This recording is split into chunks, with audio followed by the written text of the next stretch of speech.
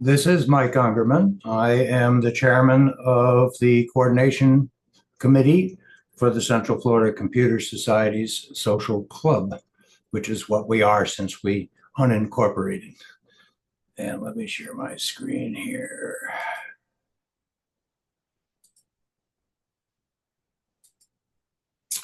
This is our website, cfcs.org. If there's ever a question about our group, if you go to this site, all of the necessary links for getting in touch with us or our activities are contained on it and maintained on a weekly basis. We have a Discord BBS. I'll just flash that up here real quick. And this is our Central Florida Computer Society's bulletin board system on the social media platform Discord. Set up very much like the old BBSs of yesteryear, archiving different channels. We do have twice daily video conferences if you like to come. They're just impromptu for anybody that wants to hop in. We keep a group of tech channels that are alphabetically organized, and we're more than happy to add to it anybody's request. The latest information that has been very popular is on the CES 2025 show. And you can see Huey and I have both been adding to this. And I made reference to this in some of our previous chats during the Windows SIG, but we're talking about the largest trade show in the world. We're talking about the largest gathering of tech people and the reveal of what's coming in the way of tech of all sorts during 2025, some of which may show up at a Best Buy or Amazon store, or some actually may be available now, but most likely it's future stuff. So by joining our no charge, by joining our BBS, or the Discord BBS, however you want to call it, you can, let me just get up in here. I see it's hiding up at the top of my screen. There we go. You can get to it with an invitation, and the invitation is archived on our website, again, cfcs.org. If you don't now have an account with Discord, you just go to the Discord website, give them a login and a password as you do for most other things. And then you come back to this and you click on this link and it will take you directly to our BBS, and you'll be a new member of the BBS, and then you'll be able to browse around, ask questions about it, and so on. We also maintain a YouTube website, Central Florida Computer Society, CentFlorCompSoc, if you will, on YouTube, and all of our past videos, including the ones from today, get posted up there as soon as they are processed. And we send links out to our Google group, which used to be a TechSig Google group, but we have decided to basically call ourselves the CFCS Social Club Google group.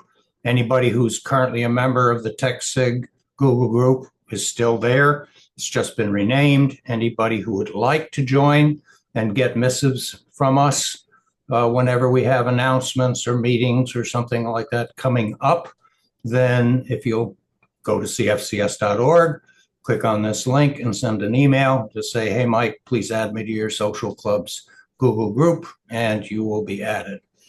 And recently, the Goulds, actually today, probably going on right now, are featuring a gentleman by the name of Randy Cunningham, and he has a website and a distribution of witty and quirky postings from around the world, and has been doing it for many, many years. And it is called This Is True. And he had a little app and he had some code, and I was able to paste it into our website. So just for daily visit, if you want to come and see what's really true, there's some interesting stuff that he posts. And if it's something you want to get in a newsletter from him on a regular basis, you can subscribe for free. So that is our website. And I'm going to minimize this. And we are very lucky to have a guest speaker today, Drew King. And thanks to Huey's promoting of AI and video from chat, I said we have a very interesting presenter coming up at our next meeting. He has royal ancestry. His name is Drew King, but we'd like to have a character of King Drew, who is a very wise and very knowledgeable person giving presentations on software. And this is what AI thought of you, Drew.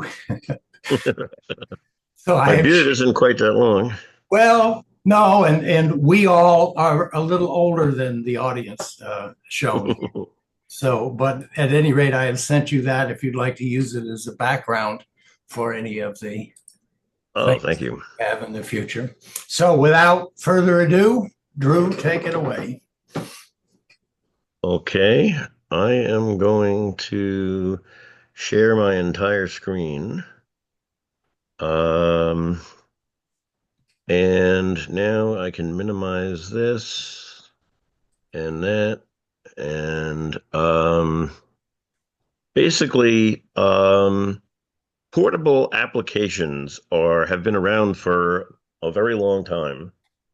They're essentially, in this particular snapshot for today, focusing on Windows apps only.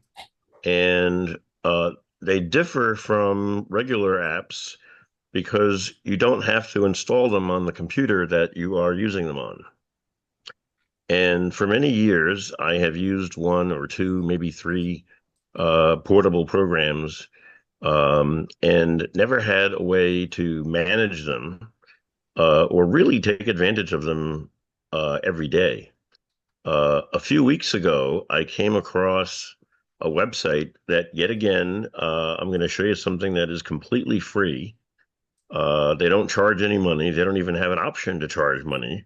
I don't know how they stay in business or run the website. But I have in my flash drive, in my USB port, an SSD drive. And I have under there, I just created a directory called Portable. And then the name of the software and the website that I'll be talking about today is called Portable Apps. And their website is just exactly that, portableapps.com. And when you run the installer, it asks you where you would like to run the portable apps from.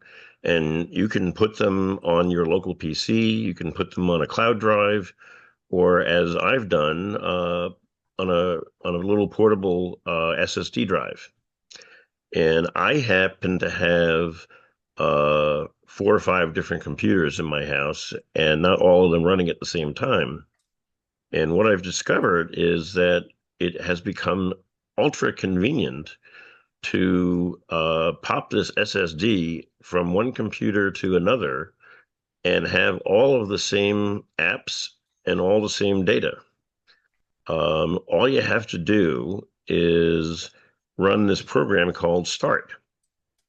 And when you are installing portable apps, it creates a folder called Documents for you to store documents, and it gives you music, pictures, and videos. And inside the Portable Apps folder are all of the different apps that I have installed. And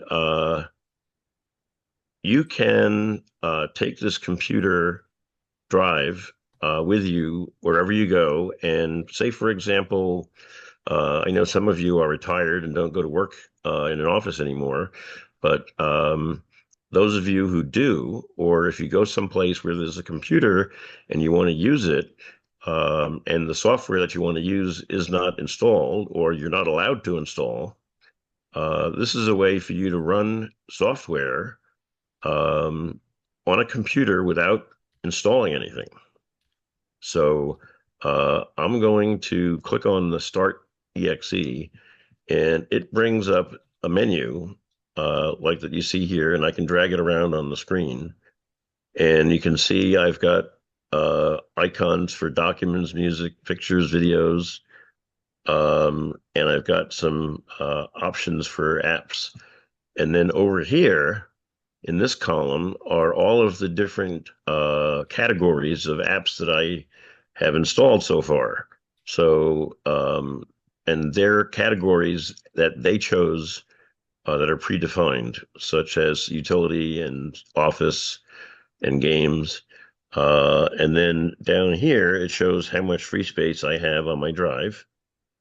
And if I click here, it will launch a web browser and bring me to a portable web browser that just ran off of my flash drive. And if I click on Portable Apps, this is the home page. And the new version is as of June of 2024. They've got 1,100 portable packages that have been downloaded 1.1 billion times. That's a lot of times. Um, Hide floating control panel. And you can run browsers like Firefox. You can run Thunderbird. You can run Chrome. You can run Dropbox. You can run Google Drive. And you can put them on a portable hard drive, on a flash drive. You can store them in the cloud. And you just download this little free app to get started. And it's makes every PC feel as though it's your PC because you have your favorite software everywhere you go. You get to keep your browser bookmarks and settings and documents, and as I said, it is free, no cost, no catch, no registration, no user IDs, no nothing, and there's no advertising. I don't know how they do business, to be quite honest with you. But I haven't paid anything. I haven't been bothered by anybody other than just downloading the thing. If I click on apps, it will show you in here the different categories. So I'll give you a little overview of some of the choices that you have. The software has to be written and made available in a portable format. And there are a number of apps in here that you may ignore, but I've discovered, a dozen apps that some of which I used many years ago and lost and forgot about, and others that I have just learned about. Um, they have a development section for people who are developers. They have some educational software. They have games. I've installed a couple of one game, a card game. I don't do a lot of gaming, but these are all the different games that they have. They have graphics programs such as Blender and Fastone Image Viewer, and there's a paint program, Krita. Krita Portable is a very nice graphics program for doing editing of photos. They've got a whole bunch of different photo apps here. PicPic Portable is a very good program for doing screen captures and editing and annotating pictures. It has in the internet section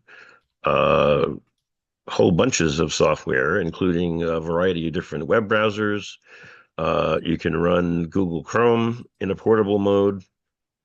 You can run Mozilla Firefox, Opera, and SeaMonkey, and they have music and video apps. So if you're familiar with Audacity, Audacity comes in a portable version. And there are office programs. I have LibreOffice installed on my flash drive. although you can install any of these other ones if you so choose. So you can choose a PDF editor, Mozilla Thunderbird for your mail, um, and they have some security software. My password manager, KeePass XC, is on here, and that runs off the drive. Um, and then they have a utility section with whole bunches of different kinds of utility programs, including one of my favorites, Everything. It does a local file and folder search. So you can put this on your portable drive and search for files on any computer that you happen to have your drive plugged into. Um, it has Free File Sync is a program I use for doing synchronizing data, and I found it very convenient to have a copy of that on the flash drive. Um, um, PZip is my new go-to program for file archiving for zip files and 7-zip files. They've got remote control programs, and that's about it for this list.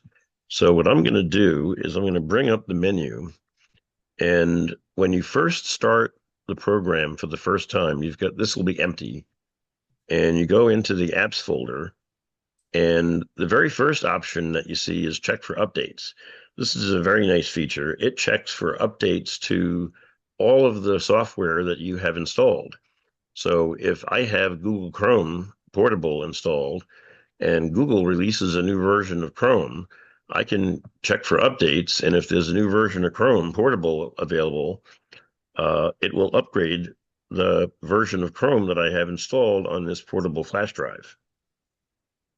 If I have the, I can search for new software by category or by title. I can look at the new releases or the recently updated software. If I look by category, it's going to show you a list that looks a lot like the web page that I was just showing you. And I will zoom in, make this a little bit bigger. So now you can see it. And basically what you do is you scroll down through this list and pick out whatever software you want to load. So if I want to load the Fastone image viewer, you just check the box and then say you want to install it.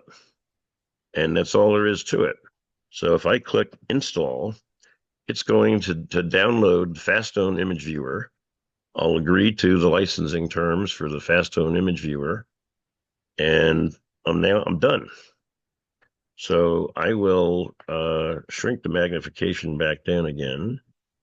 I'll go into Portable Apps and Graphics and Pictures, and here's the Fastone image viewer. And I can click on it, and there it is. And now I have the Fastone image viewer running on my computer that quickly and easily. I have underneath Internet, I've got Firefox and Google Chrome and Opera. If I want to run Firefox, that's how fast it loads. It doesn't take hardly any time at all. I've got all my extensions loaded. I've got bookmarks. Everything is saved just the way it was when I last ran the program. And I have any of these programs, none of these programs are writing anything to my C drive. It's all running off of the external USB SSD drive. If I want to run LibreOffice Writer, I can run LibreOffice Writer and it'll pull it up off the drive.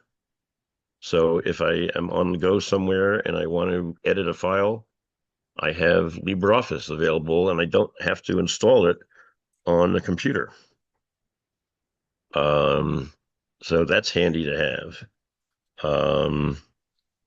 Under other, I've got under other, this is a generic category where it puts things that are not in its list of portable apps. Um, Discord has a portable version of their software, but it's not distributed through this Portable Apps program. So what you do is you just copy it to that flash drive and put it in the Portable Apps folder, and the program will just automatically sort it into this other. So that if I want to go into Discord, I can run Discord on any computer that I happen to be sitting at.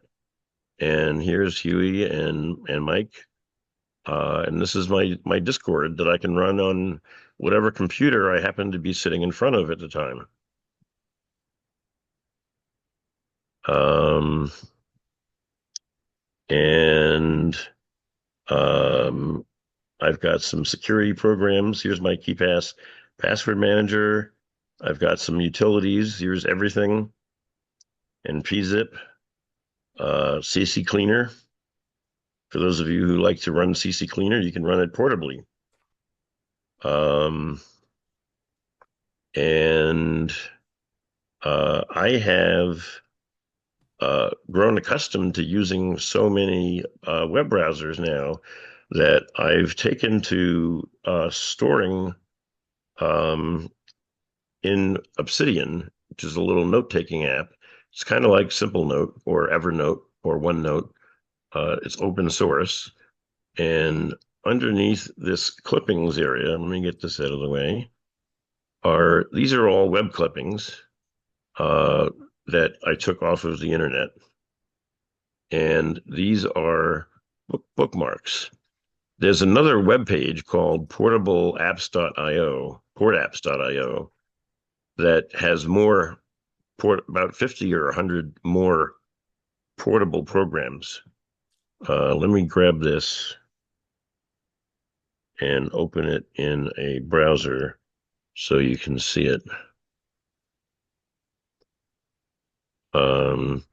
This is another collection of portable apps for Windows, and tells you a little bit about what it is. And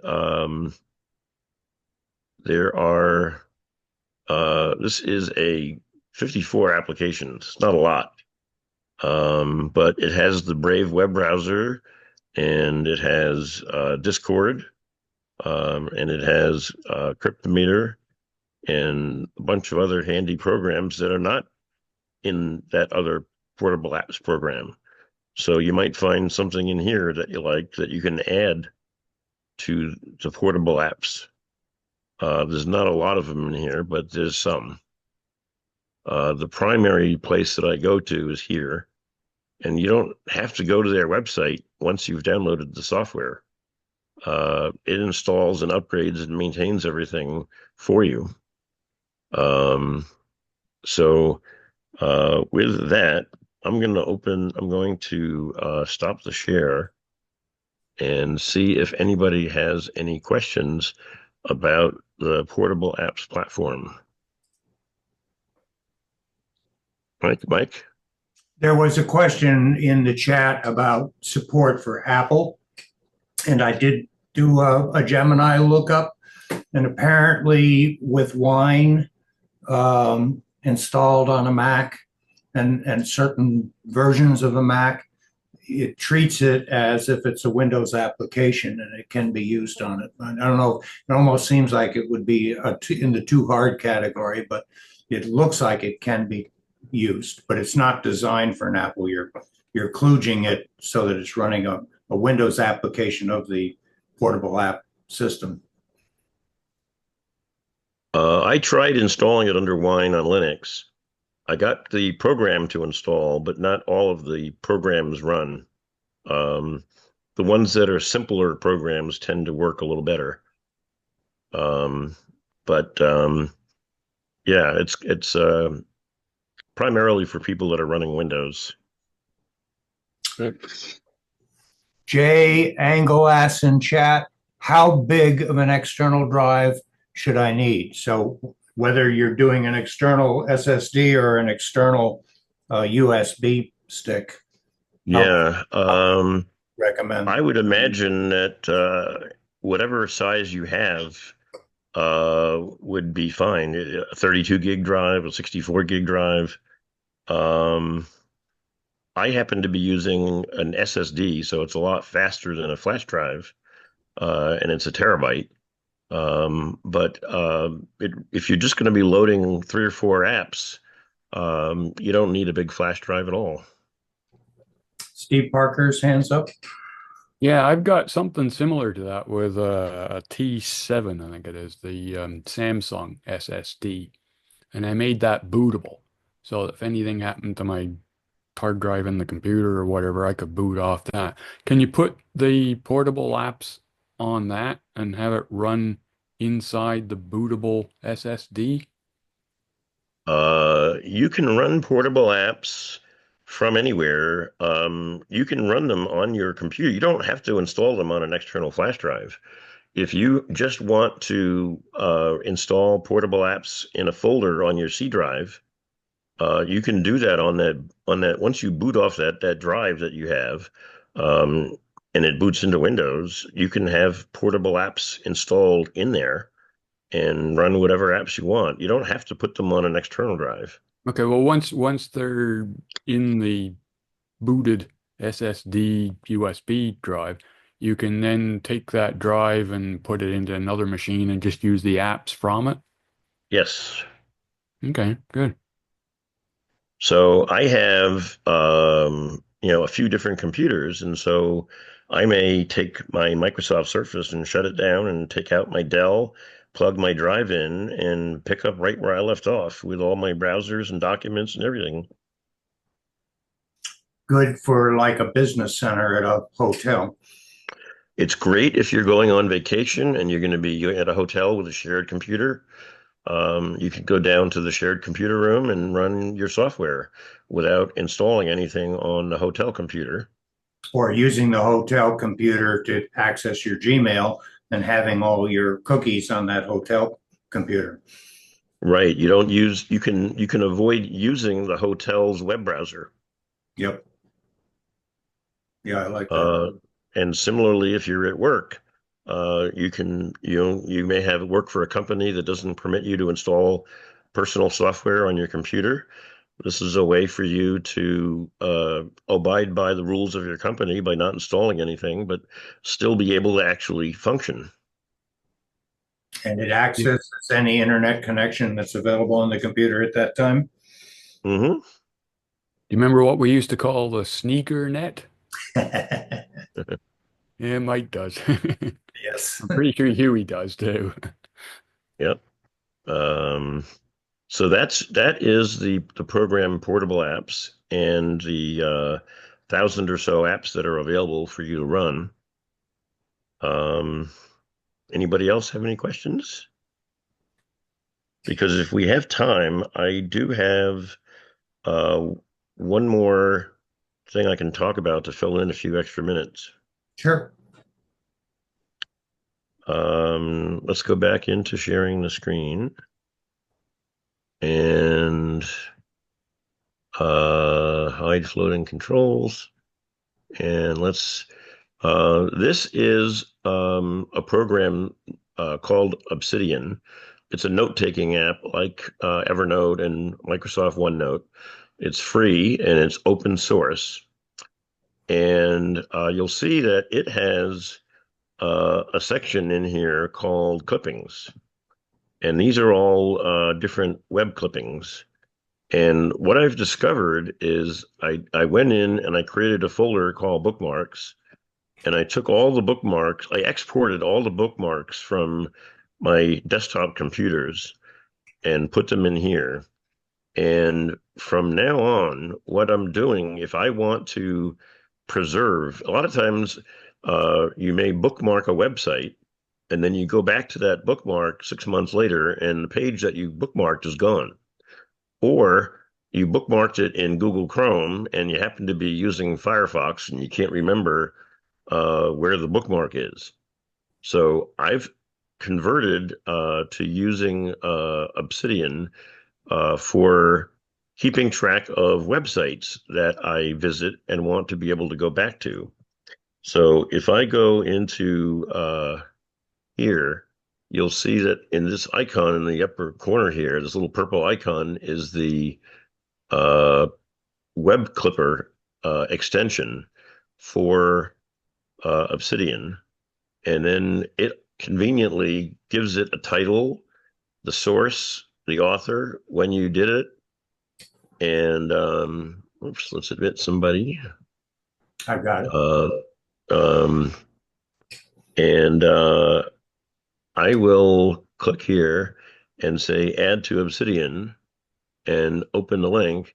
And now there it is. I've got the entire web page clipped in Obsidian. And now I can keep this. This will now synchronize between all my computers and my phone. I have Obsidian running on my cell phone. I can search for anything I want that's in here. And this is a way to keep track of bookmarks and also have a copy of the web pages that you visited. Mike, you have a question? Mike Soren? Unmute yourself, Mike.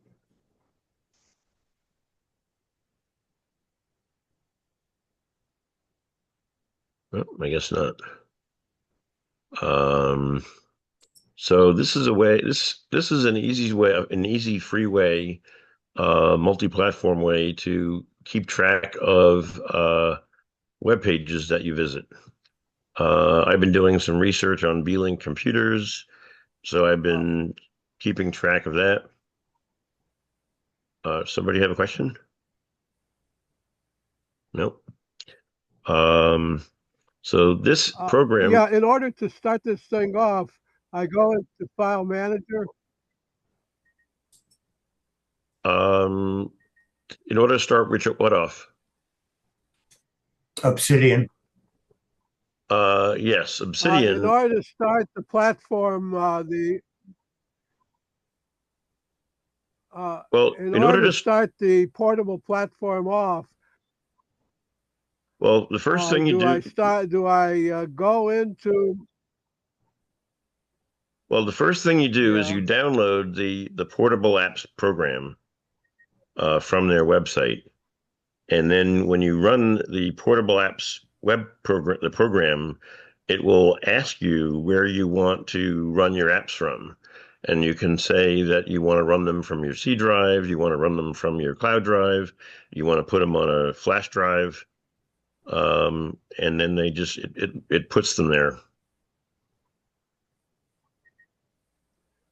Okay, I put and when I'm at a target computer, I plug the flash drive into that computer, and then I open it with File Manager. Yes. And then I click on the app I want to drive. Is that the recommended way to open it?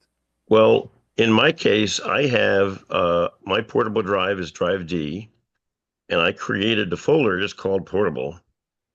And the program Portable Apps, the installer that configures your system, puts a program called start.exe in that folder. And that is the program that you run when you want to bring up this menu here that I'm showing you right here. By clicking on start.exe, it runs this program, which then allows you to choose what software you want to actually use. Okay.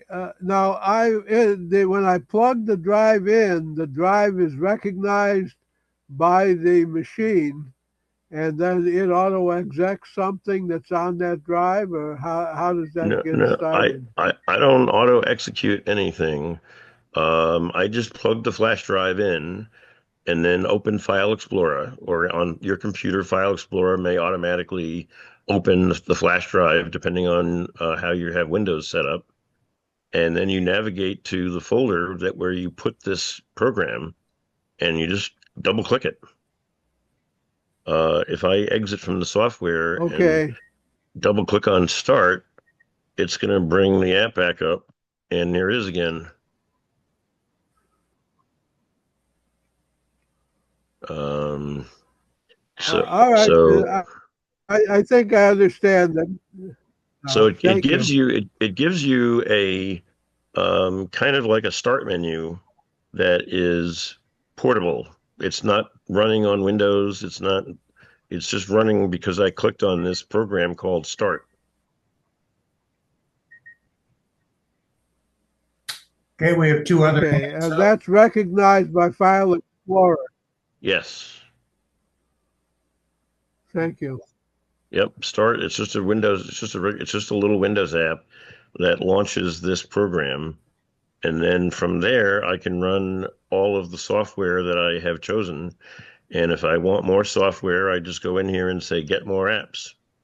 Well, since you were talking about Obsidian, is Obsidian a piece of software that's available under Portable Apps, or is it a standalone? I have Obsidian installed. I don't know if they make or distribute a portable version or not. Okay. Steve Parker's got his hand up. Yeah, so is there a Firefox extension for Obsidian?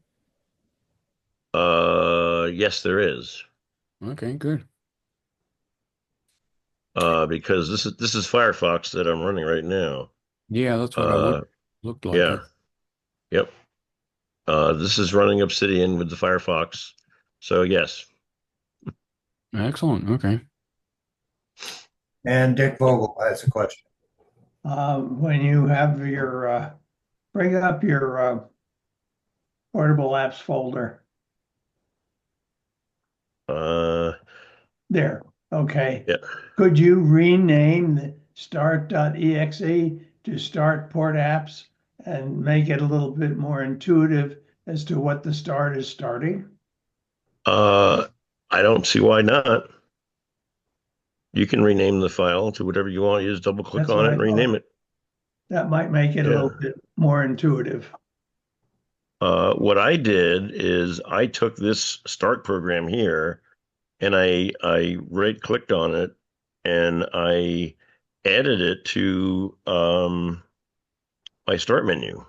So if I go into Windows, I have right here, I have the start button right on my Windows. I leave the hard drive in my computer all the time, and I use it in the same on all of my computers. So each of my personal desktops has in the start menu the little start button that launches the program.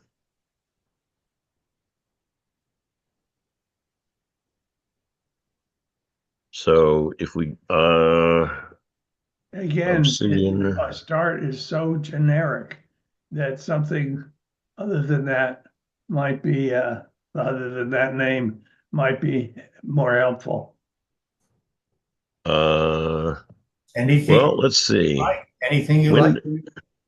So Obsidian looks like they have a Windows app, but not a portable Windows app. But they make it available for iOS, Android, Mac, and Linux.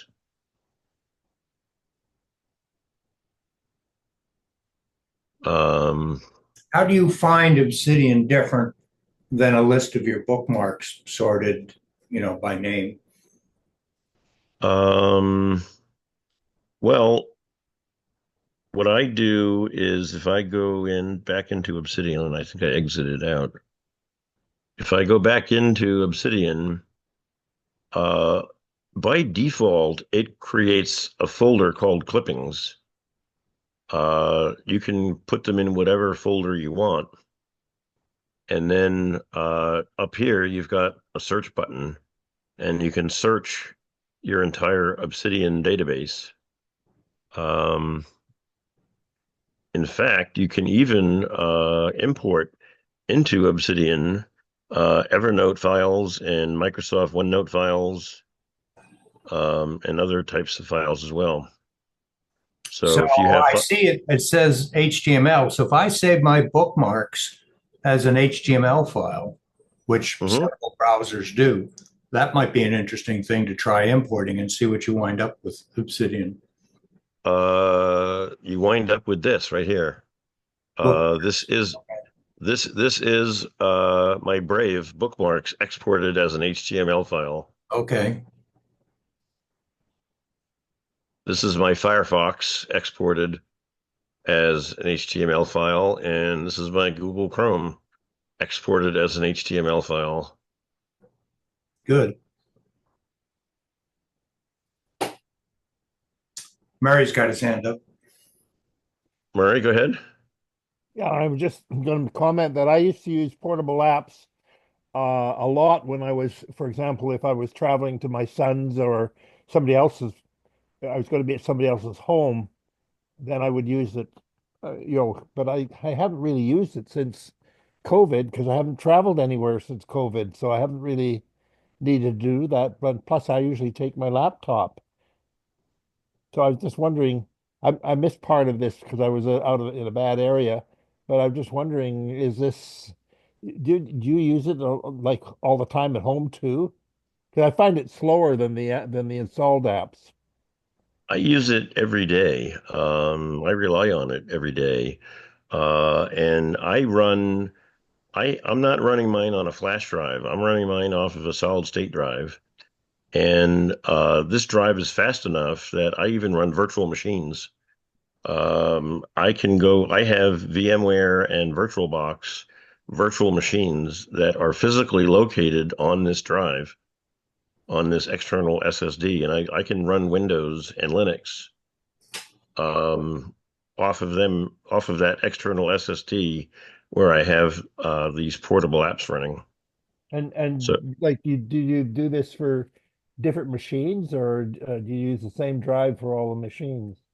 I have if I want to work on a Linux virtual machine, right now I'm on a computer, a laptop. If I want to move to a different laptop, I'll take the portable drive out and put it into the other laptop. And I've got virtual boxes physically installed on each of my computers, but the virtual machines themselves are on my portable hard drive. Okay, sounds interesting. I'll have to think about that. And what about, I can't remember, I don't remember if it worked on a Mac or not. We did talk about that a little bit, and they're on the I guess I had done a Copilot or a Gemini search, and they did say that it will run. Let me see what it said here. It will run with Mac OS Helper. You need to install Mac OS Helper app. It allows you to run the Portable Apps platform, many of its apps on both Intel and Apple Silicon Macs. Not all Portable Apps COM apps are guaranteed to work on Mac OS. So the further research on the Portable Apps website said that you might have to install Wine on your Mac, and then I can see where they're going. Under Wine, then you've got Windows, and then if you can get it to run under Wine, your Portable Apps would run. That'd be the same with Linux. Wine and Linux, probably. It should be the same with Linux too, I would think. Thank you.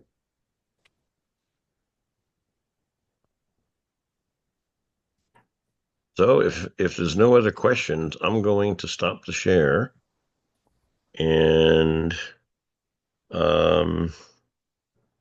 we can, if there's no other questions, wrap up the meeting for the day. Okay. Interesting as usual, King Drew. I thank you for sharing your technical knowledge with us all. And another shameless promotion for Discord. Drew and I are usually on Discord every day. And if we are there, we will chat with you behind the keyboard, or we will chat with you in one of our voice and video chat rooms. So as you get questions, you don't have to save them up for one of our scheduled meetings. We're usually there. And again, somebody asked me, how do I get to your links? And it's cfcs.org. Everything is there, and all those links are there. Any final questions? Okay, I'm going to stop recording.